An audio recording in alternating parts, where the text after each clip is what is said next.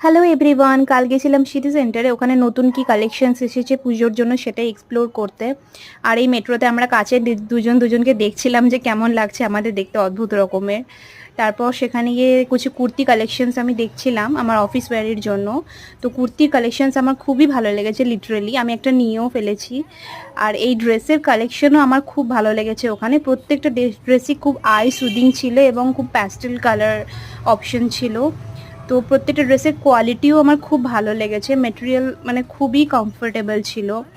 আর এই ব্যাগসের কালেকশন আমার লিটারেলি খুবই ভালো লেগেছে। প্রত্যেকটা ব্যাগ এত সুন্দর সুন্দর মানে ডিজাইন এবং তার কালার অপশনসও এত ভালো ভালো।